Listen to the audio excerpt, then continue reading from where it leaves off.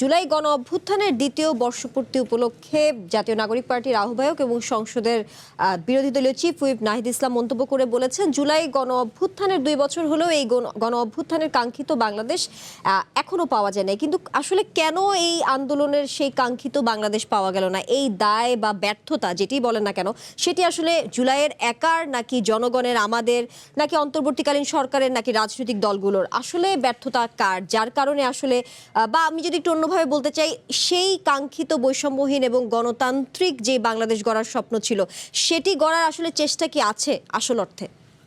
ধন্যবাদ আপনাকে। আমার প্রিয় দুই রাজনৈতিক নেতা মঞ্জু ভাই, বাবুল ভাই এবং দর্শক শ্রোতা, দেখেন 71 সালে একবার সময় আসছিল দেশটাকে গণতান্ত্রিক পথে যাত্রা শুরু করা।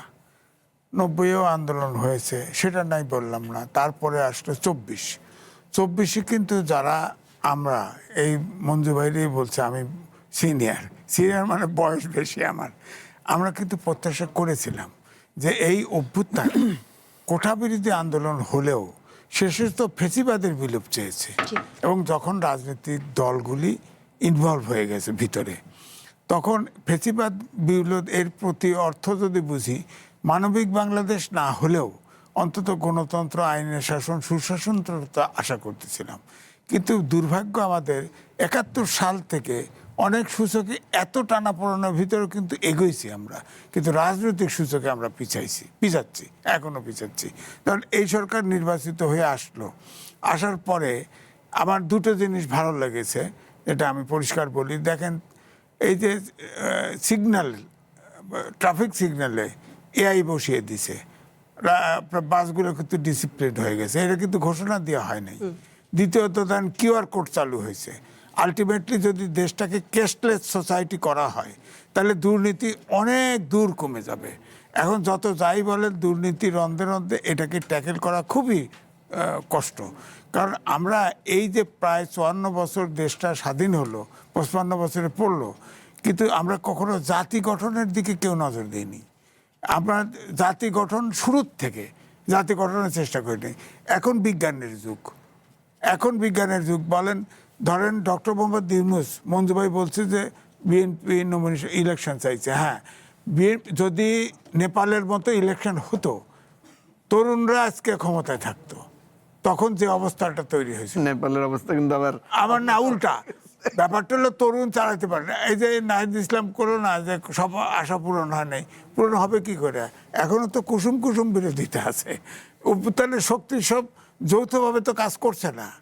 ধরেন আমি বলি, এক মেসি তো গোল করতে পারবে না, সবাই লাগবে। তো অভ্যুত্থানের শক্তি পার্লামেন্টে, সবাই সম্মিলিতভাবে পরিকল্পনা করে এগোলে, সবাই ছাড় দিলে কিন্তু এগোনো যায়, কিন্তু এগোতে পারছি না। আমার কাছে মনে হয় যতটুকু প্রত্যাশা ততটুকু পূরণ হতে পারছে না।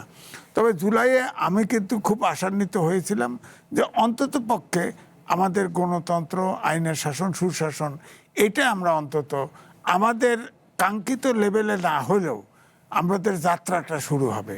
এখনো কিন্তু সেটা শুরু হয় নাই। কারণ আমি একটা মামলা করছি, সেটাই বলছি, চেষ্টাটা কি আছে? হ্যাঁ, মামলাতে আমি গিয়ে দেখলাম যে একজন নারী বিচারক, পরে শুনলাম উনি 6টা আদালতের দায়িত্বে আছে। কি করে উনি বিচার করবে? আইনের শাসনটা কোত্থেকে আসবে?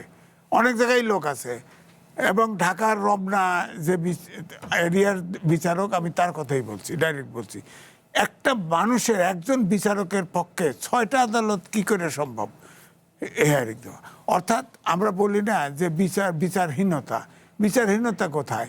বিচার করার সক্ষমতা তো নাই, কারণ মানবহন নাই, ইনফ্রাস্ট্রাকচার নাই, ইত্যাদি ইত্যাদি। এগুলো তো ভাবতে হবে।